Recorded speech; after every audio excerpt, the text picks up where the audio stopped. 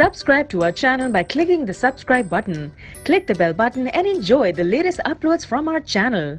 یہ جنگ جو ہوئی ہے کربلا میں، مارکہ کربلا جو ہوا ہے، یہ یزید اور امام حسین کے درمیان نہیں تھا، بلکہ حسینیت اور یزیدیت کے درمیان تھا. یعنی یہ شخصی لڑائی نہیں تھی بلکہ نظریات کا تصادم تھا. اگر شخصی لڑائی ہوتی تو یزید جیت گیا تھا. بطور شخص حضرت امام حسین شہید کر دیے گئے اور یزید جو ہے وہ تخت و تاج پہ متمکن رہا. تو اگر یہ شخصی لڑائی قرار دیں تو یزید جیت گیا اور امام حسین ہار گئے. یہ شخصی اگر لڑائی قرار دیں، اور اگر یہ لڑائی نظریات کی قرار دیں، اور جو حقیقت میں نظریات کی لڑائی ہے، تو یزیدیت ہار گئی اور حسینیت زندہ باد ہو گئی. یزیدیت کا جنازہ نکل گیا. وہ تخت و تاج جس کے لیے یزید نے اتنا کچھ کیا تھا، اس کے اپنے بیٹے نے اس پہ تخت پہ تھوکا.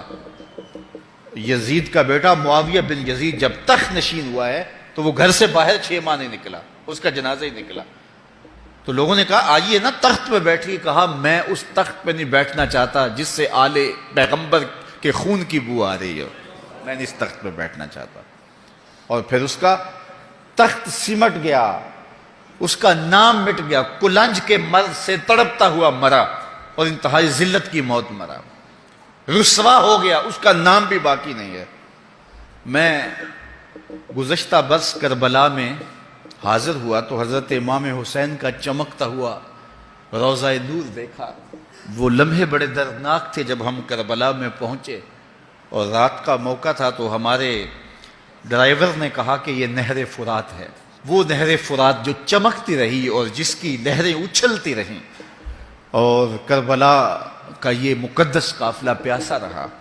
تو عجیب قلب کے اندر کیفیات کا ایک جہان تھا. یہ تو امام حسین کا روضہ ہے نا، لیکن یزید کا نشان نہیں ملا. میں نے تاریخ کی کتب میں ڈھونڈا کہ یزید کی قبر کہاں ہے، تو مجھے تاریخ نے بتایا مزبلہ دمشق. دمشق کے اندر کوئی جگہ ہے جہاں لوگ کوڑا پھینکتے ہیں، تو اس کوڑے کے نیچے کہیں یزید کی قبر ہے.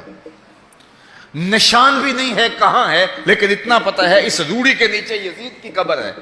یزید کی قبر مزبلہ دمشق میں، اور امام حسین کا قبضہ آج بھی کربلا پہ. تو یزید کا نام مٹ گیا، اس کا تشخص مٹ گیا.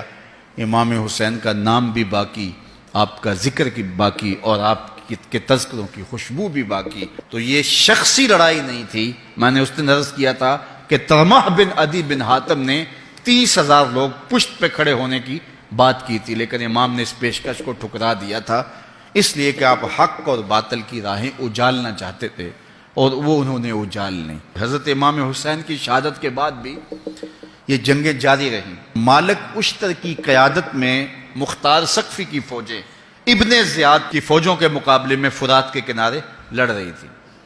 اللہ تعالیٰ نے فتح دے دی.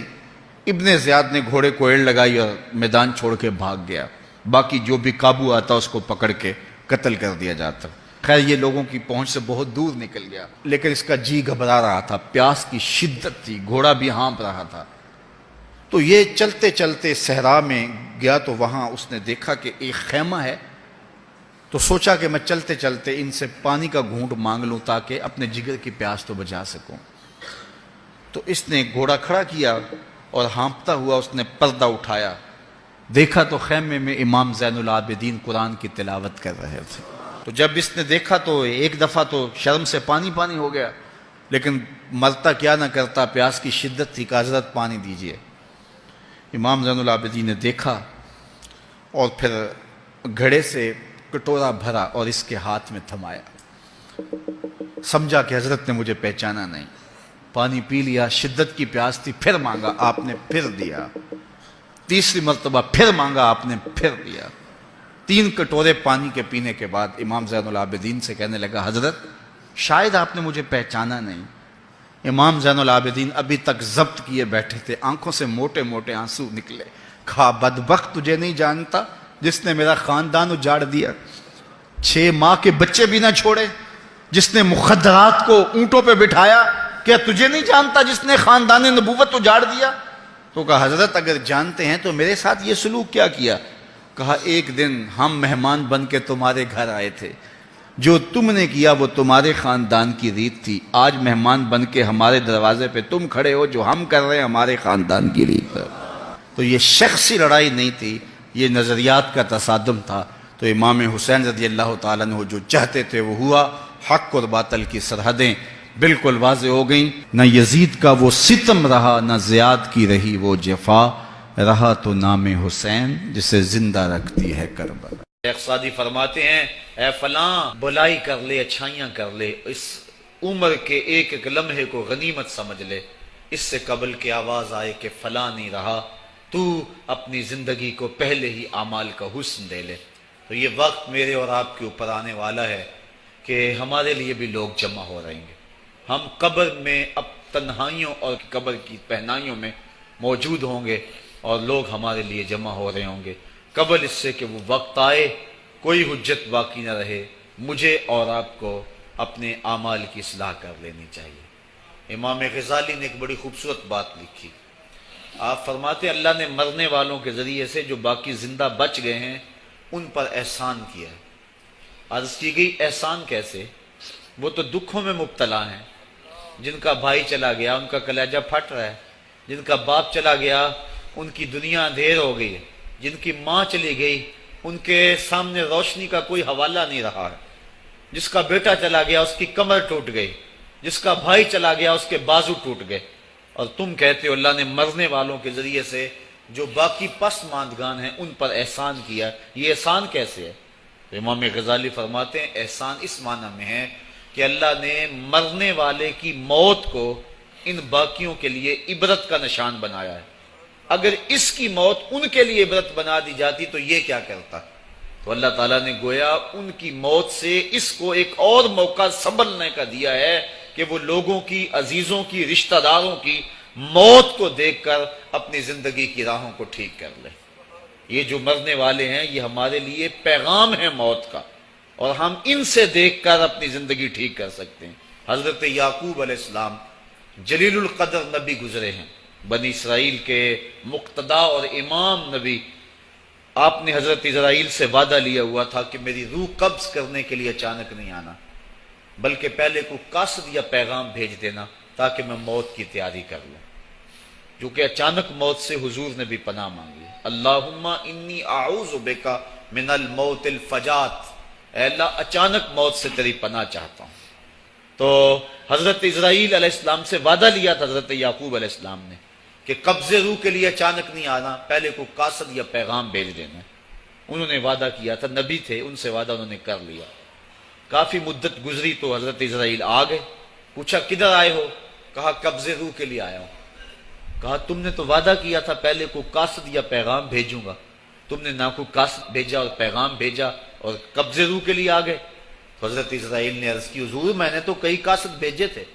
فرمایا میرے پاس تو ایک بھی نہیں آیا۔ کہا حضرت آپ کے سامنے کتنے لوگوں کی موت واقع ہوئی، یہ میرا قاصد نہیں تھا تو اور کیا تھا۔ آپ کی داڑھی میں سفید بال آ گئے، یہ میرا قاصد نہیں تھا تو اور کیا تھا۔ آپ کی آنکھوں میں سفیدی اتر آئی، یہ میرا قاصد نہیں تھا تو اور کیا تھا۔ آنکھوں میں سفیدی کا آ جانا، بالوں میں سفیدی کا آ جانا، کمر میں خم آ جانا، اٹھتے ہوئے جنازے، پھیلی ہوئی قبریں، یہ پیغام ہے، قاصد ہے موت کا۔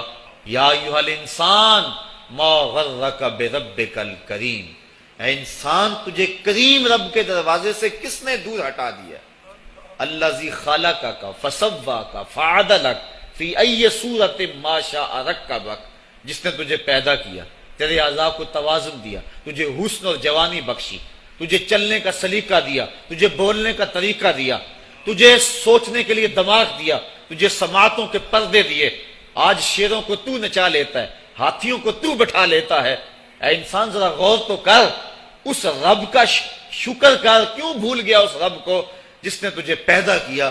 اگر تجھے پیدا ہی نہ کرتا تو کیا کرتا؟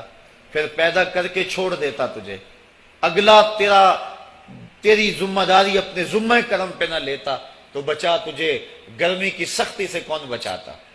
تجھے ٹھٹھرتی ہوئی سردی سے کون بچاتا؟ ماں کے سینے میں تیرا پیار نہ ڈالتا، تجھے گندگی میں لتھڑے ہوئے کو کون اٹھاتا؟ لیکن اس نے پیار ڈالا ماں کے سینے میں، جس نے تجھے پہلے چوما اور پھر اس نے تجھے دھویا۔ انسان غور تو کر ما غرک بربک الکریم. Subscribe to our channel by clicking the subscribe button. Click the bell button and enjoy the latest uploads from our channel.